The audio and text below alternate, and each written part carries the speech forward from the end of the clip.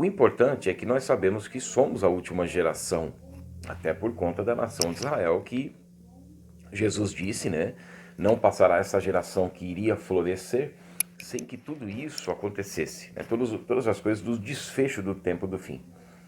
E esse desfecho do tempo do fim, Jesus compara com o período de Noé, no sentido de uma globalização, de como estaria a população global com relação à fé em Deus. Né? Quando nós lemos lá em Gênesis capítulo 6 e 7, nós vemos que a fé no Deus da Bíblia era praticamente inexistente. Apenas 8 pessoas, né, Noé e a sua família, foram salvas do dilúvio.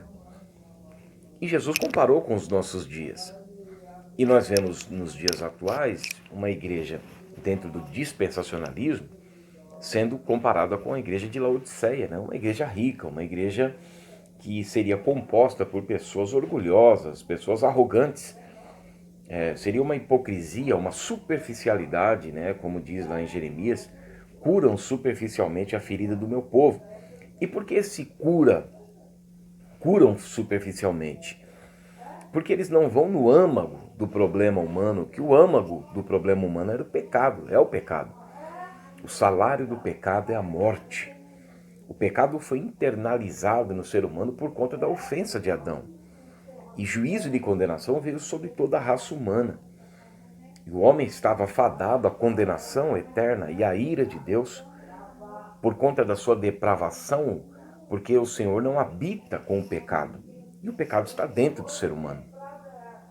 Só que houve uma restauração do próprio Deus encarnado, porque se o ser humano deveria morrer, Gênesis 2, 16 e 17, a maldição, né, o catara, né, a maldição foi estipulada por Deus por conta da desobediência, tanto o aviso, né, a advertência, quanto o discurso pós-pecado, e o ser humano então morreu. Né, o ser humano foi destituído da glória de Deus, e posterior a este afastamento de Deus viria a morte física, e com a morte física a eternidade banido da presença de Deus, afastado da presença de Deus, porque a vida de toda a carne está no sangue, né? Levítico 17:11.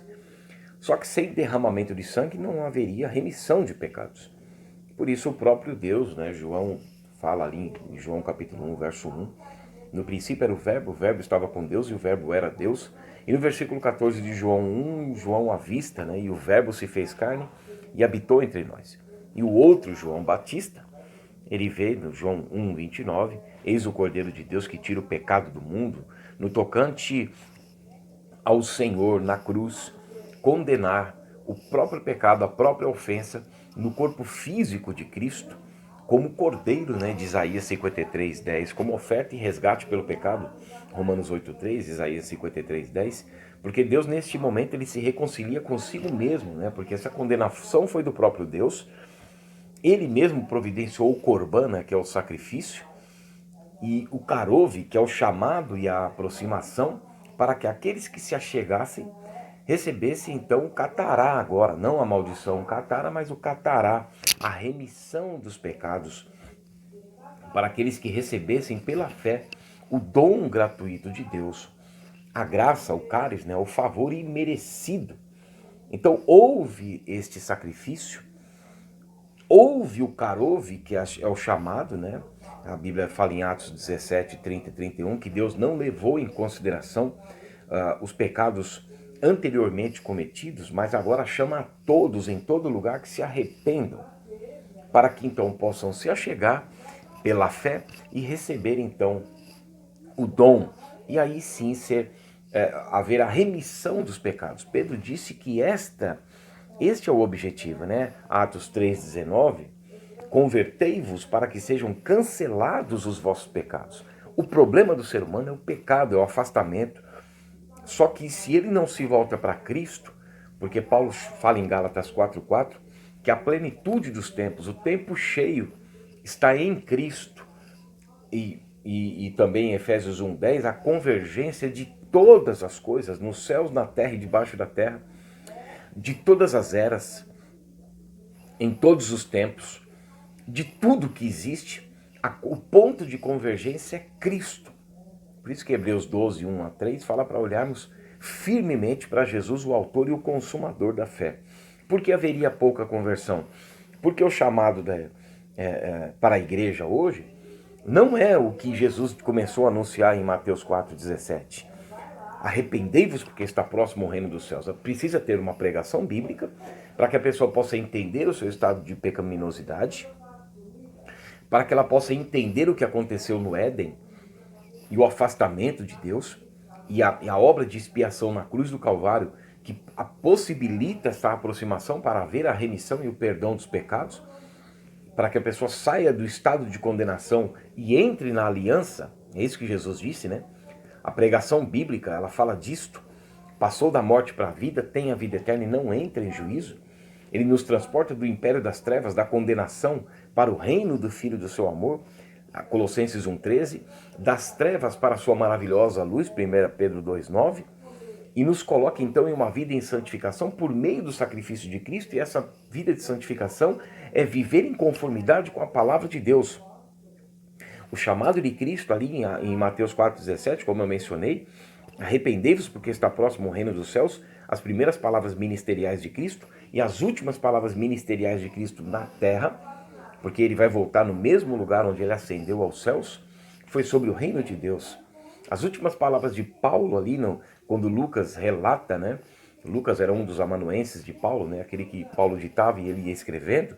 No final da carta ali, do livro dos Atos dos Apóstolos, que denota ali a continuidade na igreja no decorrer das eras, e que a igreja se perdeu nos últimos dias porque se afastou da identidade em Cristo, até por meio do abandono das tradições e principalmente da pregação bíblica.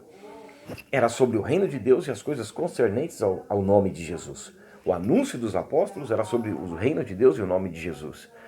Então nós vemos que a igreja se afasta disso e começa a se apoiar em muitas coisas, né? E a igreja de Laodiceia, nós vemos que ela está dessa forma, comparando com a igreja dos nossos dias, que o chamado não é para conversão, o chamado é para ficar rico, é para poder econômico, é para a realização de cunho pessoal, financeiro, é vida amorosa, ou seja, são coisas superficiais que não está ligado ao problema humano de fato, que é a condenação, que é o afastamento de Deus e destituídos da glória de Deus, e que isso só pode ser resolvido com a conversão verdadeira.